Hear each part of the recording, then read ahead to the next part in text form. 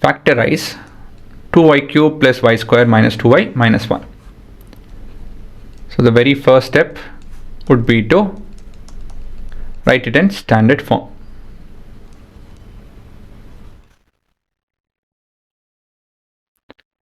So we have p of x, which is equal to 2 into y cube plus 1 into y square minus 2 into y minus 1. Second step is using factor theorem. So we have to check if the coefficient of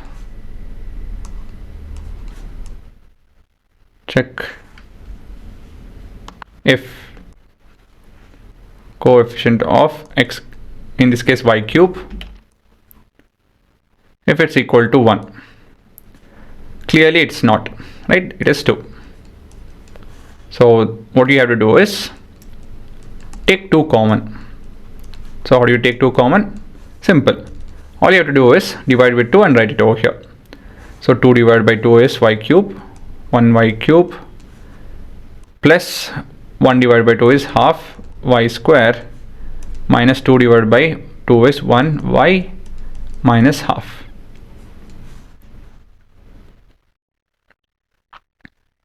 And now find the factors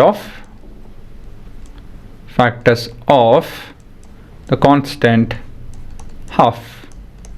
Half is divisible by plus or minus 1, plus or minus half, and plus or minus 1 by 4, and plus or minus 2.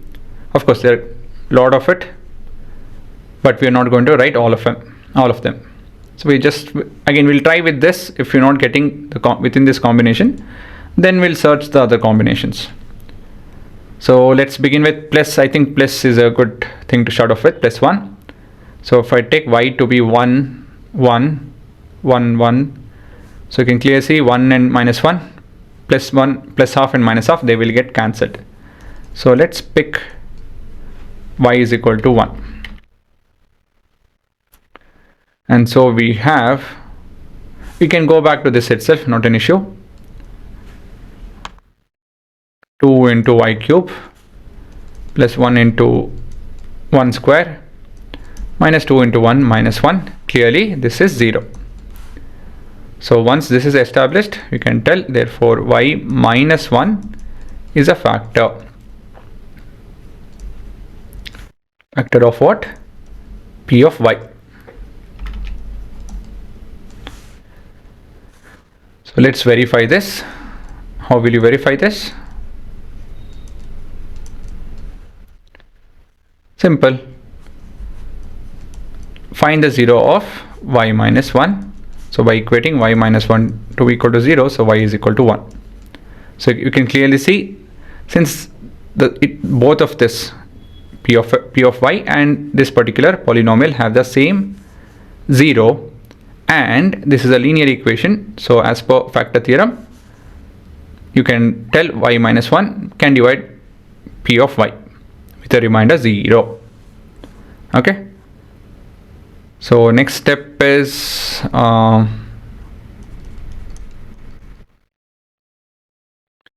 taking common.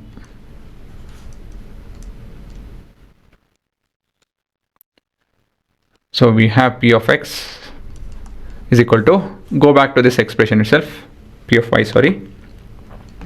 Again, if you guys can't do this, do your division. Plus 1y square minus 2y minus 1. So we have to take common y minus 1 from pretty much all of these terms.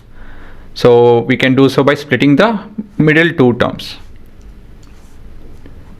So we start with 2y cube. Remember, I need y plus 1. Sorry, y minus 1. So I'll end up with, see, if I take y from this, I'll be left out with 2y square. So 2y square has to be the one which has to be taken common. So this has to be by default 2y square, right? 2y square minus 1 is minus 2y square. So I'm just doing the reverse method. Okay, so I know the final answer. I'm writing this post understanding what I need. So next step is we need two terms which when added should give me 1y square. So and that will be plus 3y square. And here too I need y minus 1, remember. So what should I take? Plus 3y. Plus 3y into y is 3y square. And at last what should I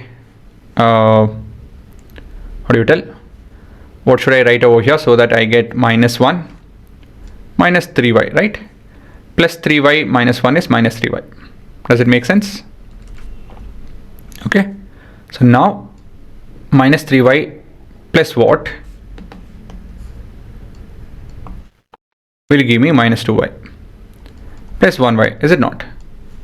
And what is remaining? Minus 1. So again I need y minus 1. So I'll take plus 1 common and I have y minus 1 in all the terms. First, second and the third. So if I take y minus 1 common, I'll be left out with 2y square plus 3y plus 1. Okay. And at last we will be doing our fourth step, splitting middle term of g of x is equal to g of y actually is equal to 2y square plus 3y plus 1. So we need two numbers which when multiplied will give me 2 into 1 and when added should give me 3. So we have the factors of 2 is plus or minus 1 plus or minus 2. So 2 1s are 2 is one of the possibilities.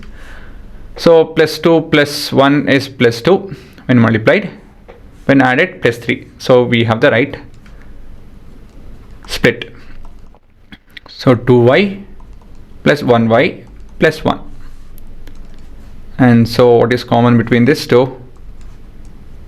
2y, and you have y plus 1. And between this two, 1 y plus 1. And so we have 2y plus 1 into y plus 1. And thus we have the final answer. P of y is a combination of 2y plus 1 into y plus 1 and y minus 1. And that is your final answer. Okay. So let's do the extra bit, talking about the zeros of this. So this is minus half, and this is minus 1, and this is plus 1. Okay, is it so? Let's verify using our graph. I already typed in the expression. Let's simulate this, and we can see, right? So this is your x-axis. Let me arrange this first. Minus 1, 1, and this looks to be half. Okay, so it's between minus 1 and 0, and if I scroll over there you can see it's half, right? So we have the right answer, and you can see it is curving 2 times since it's cubic, and it's crossing the x-axis 3 times. Maximum is 3 times. Sometimes it will cross 2 times, sometimes it will just cross once. So all this is different possibilities, and this is your answer.